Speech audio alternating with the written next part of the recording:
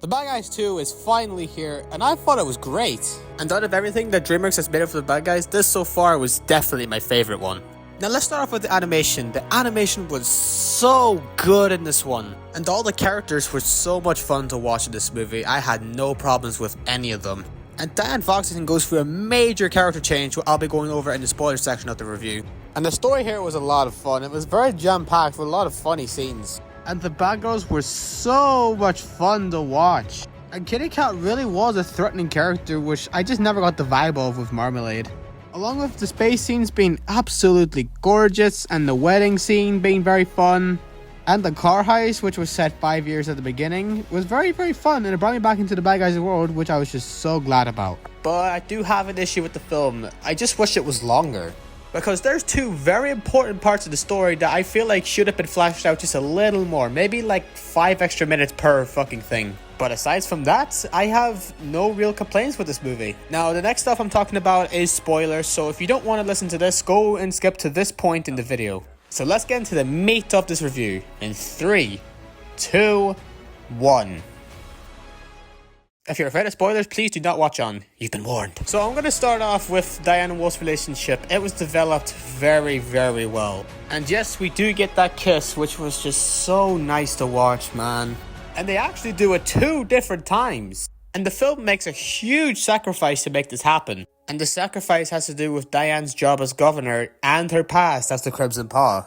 It was already established in the first film that Diane Foxington was the Crimson Paw, but changed her ways at the end of her biggest heist. And this film actually challenges this by having Diane's secret being let out and her getting impeached from governor's position. And I have to applaud DreamWorks. That's an extremely ballsy thing to do, because I didn't see them doing that. And the way they set this up was absolutely incredible. Because this is the way that Kitty Cat is actually getting the bad guys to do her bidding, by threatening to upload a video of Diane in the Crimson Paw outfit. And the scene where the bad guys try to stop the video from being uploaded was actually filled with a lot of tension and made you feel a sense of dread once the bad guys fail to stop the video. And this does lead to a pretty impactful scene of Diane realizing what's happened. But I just wish this was longer, and this is the problem I have with the film. It's too short.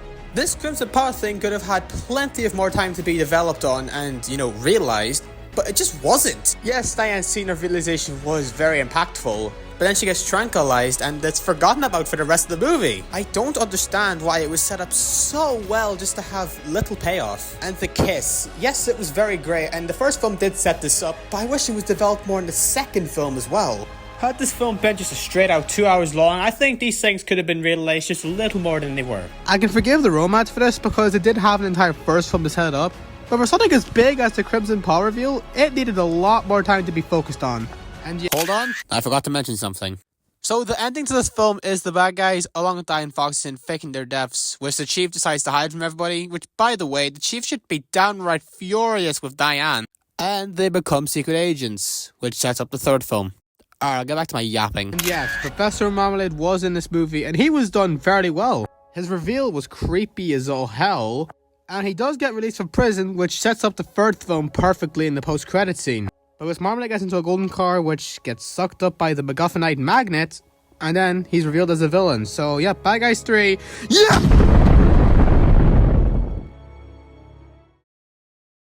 Well, what else I have to say, man? The Bad Guys 2 was just fucking amazing, man. And genuinely one of the best DreamWorks sequels I have ever seen. It's overall just a more mature film than the first one was, and I like the difference in tone. Of course, it's not a complete bore of a serious film, because it has its comedy bits in there, but I like the mix this time around. And the way that the characters develop over this film makes the Bad Guys 1 better as an origin story. And that is a sign of a good sequel when it makes the first one better. So thank you, Pierre Perfel, or however you say your name, for giving us this absolute gem of a film and treating us Bad Guys fans. And overall, I cannot wait to see where DreamWorks take this franchise going forward. Whether it's the third film next, or the Netflix series, which apparently is happening, or maybe a spin-off movie at some point, I will be there and I cannot wait. So now I'm finally going to rate The Bad Guys 2, and I give it a 9.5 out of 10. It's absolutely amazing. So if you want to watch a funny animated movie about a gang of criminals, The Bad Guys 1 and The Bad Guys 2 are good for you. And maybe the Netflix specials if you feel like it.